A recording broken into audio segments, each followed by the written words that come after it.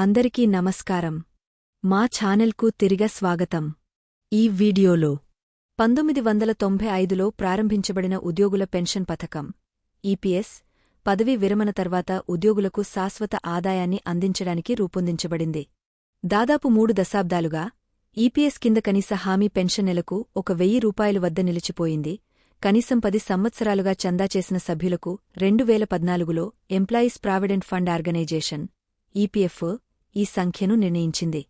కార్మిక సంఘాలు మరియు పెన్షనర్ల సంఘాల నుండి పెంపు కోసం నిరంతర డిమాండ్లు ఉన్నప్పటికీ ఇప్పటివరకు ఎటువంటి సవరణ చేయలేదు. కాని ఇప్పుడు పరిస్థితులు మారుతున్నాయి. మనం అంశంలోకి వెళ్లే ముందు మీరందరూ మా ఛానల్కు సభ్యత్వాన్ని పొంది మాకు మద్దతు ఇవ్వాలని మేము అభ్యర్థిస్తున్నాము.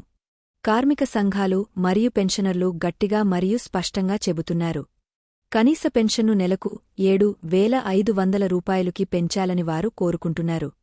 పెరుగుతున్న జీవన వ్యయాన్ని భర్తీ చేయడానికి పెన్షన్కు డియర్నెస్ అలవెన్స్ను జోడించాలని కూడా వారు డిమాండ్ చేస్తున్నారు. ఇటీవలి సంవత్సరాలలో ద్రవ్యోల్బణం పెరిగింది, కాని పెన్షన్ మొత్తం వేగంతో లేదు. చాలామంది పెన్షనర్లు ప్రాథమిక ఖర్చులను భరించలేక ఇబ్బంది పడుతున్నారు, మరియు ఈపీఎస్ పెన్షనర్లు మరియు ప్రభుత్వ పదవీ విరమణ చేసిన వారి మధ్య వ్యత్యాసం మరింత పెరిగింది. బీజేపీ ఎంపీ బసవరాజ్ బొమ్మై నేతృత్వంలోని పార్లమెంటరీ స్టాండింగ్ కమిటీ ఈపీఎస్ యొక్క 3వ పక్ష మూల్యాంకనాన్ని పూర్తి చేయాలని కార్మిక మంత్రిత్వ శాఖను కోరినప్పుడు ఆశ యొక్క కిరణం కనిపించింది.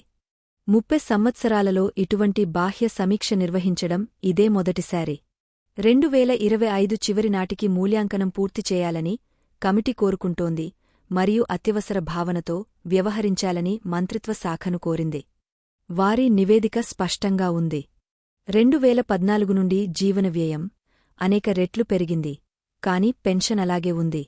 ద్రవ్యోల్బణం మరియు ఇతర సంబంధిత అంశాలను పరిగణనలోకి తీసుకుని కనీస పెన్షన్ను తీవ్రంగా పెంచాలని కమిటీ గట్టిగా సిఫార్సు చేస్తోంది. కనీస పెన్షన్ను ₹2,000కి పెంచే ప్రతిపాదనను 2020లో ఆర్థిక మంత్రిత్వ శాఖకు పంపామని, కాని అది ఆమోదించబడలేదని కార్మిక మంత్రిత్వ శాఖ ప్యానెల్కు తెలియజేసింది. తరువాత 2024 నుంచి 25 వరకు బడ్జెట్కు ముందు ఈ ప్రతిపాదనను మళ్లీ చర్చించారు. ఈ సంవత్సరం బడ్జెట్కు ముందు ఈపీఎస్ 95 మంది రిటైర్డ్ ఉద్యోగుల ప్రతినిధి బృందం ఆర్థిక మంత్రి నిర్మలా సీతారామన్ను కలిసి నెలకు ₹7,500 పెన్షన్ కోసం తమ డిమాండ్ను నొక్కి చెప్పింది. ప్రభుత్వం వారి డిమాండ్లను పరిశీలిస్తుందని ఆర్థిక మంత్రి వారికి హామీ ఇచ్చారు. ఈపీఎస్ 95 జాతీయ ఆందోళన కమిటీ చిన్న పెంపునకు సూచనలను విమర్శించింది. ₹7,500 కంటే తక్కువ ఏదైనా అన్యాయం మరియు పదవి విరమణ చేసిన వారి ప్రాథమిక అవసరాలను తీర్చడానికి సరిపోదని వాదించింది. 36 లక్షలకు పైగా పెన్షనర్లు ఇప్పటికీ 2014లో నిర్ణయించిన ₹1,000 కనీస వేతనం కంటే తక్కువగా పొందుతున్నారు. ఈ పెంపు గడువు ముగియడమే కాకుండా మనుగడకు కూడా అవసరమని కమిటీ నొక్కి చెబుతోంది. ప్రభుత్వం ఇప్పుడు గణనీయమైన సవరణను పరిశీలిస్తోంది. కనీస ఈపీఎస్ పెన్షన్ నెలకు ₹7,500కి పెరగవచ్చని నివేదికలు సూచిస్తున్నాయి. ఇది 60 మిలియన్లకు పైగా ఉన్న మరియు భవిష్యత్తులో పదవీ విరమణ చేసిన వారికి ప్రయోజనం చేకూరుస్తుంది. ఈ ప్రతిపాదనలో ప్రభుత్వ సహకారంలో పెరుగుదల మరియు ద్రవ్యోల్బణ సూచికను ప్రవేశపెట్టడం వంటివి ఉన్నాయి. అయినప్పటికీ అధికారిక నోటిఫికేషన్ మరియు తుది వివరాలు ఇంకా వేచి ఉన్నాయి. అమలు చేస్తే ఈ పెంపు 2025 మధ్యకాలం నాటికి అమల్లోకి రావచ్చు. అర్హత కలిగిన పెన్షనర్లకు బకాయిలు ఉండవచ్చు. ఈపీఎస్ 95 పెన్షన్ అర్హత మారదు. అర్హత సాధించడానికి ఉద్యోగులు కనీసం 10 సంవత్సరాలు పనిచేసి 58 ఏళ్లు నిండి ఉండాలి.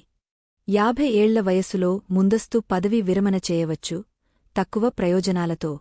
ఈ పథకం కుటుంబ పెన్షన్లు మరియు వైకల్య ప్రయోజనాలను కూడా అందిస్తుంది. సంక్షిప్తంగా సంవత్సరాల స్తబ్దత తర్వాత ఈపీఎస్ చివరకు సమీక్షలో ఉంది. కనీస పెన్షన్ను ₹1,000 నుండి ₹7,500కి పెంచాలని ప్రభుత్వంపై యూనియన్లు, పెన్షనర్లు మరియు పార్లమెంటరీ ప్యానెల్ ఒత్తిడి ఉంది. జీవన వ్యయం పెరిగింది.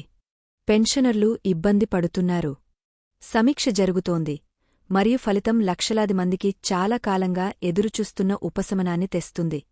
దేశవ్యాప్తంగా పెన్షనర్లు సమాధానం కోసం ఎదురుచూస్తున్నారు. ఈ వీడియో మీకు ఉపయోగకరంగా అనిపిస్తే దిగువ వ్యాఖ్యలలో మీ అభిప్రాయాలను వినడానికి మేము ఇష్టపడతాము. ఈపీఎఫ్ మరియు ఈపీఎస్ 95 పెన్షన్లకు సంబంధించిన అన్ని విషయాలపై తాజాగా ఉండటానికి దయచేసి మా ఛానల్ను లైక్ చేయండి, షేర్ చేయండి మరియు సబ్స్క్రైబ్ చేయండి.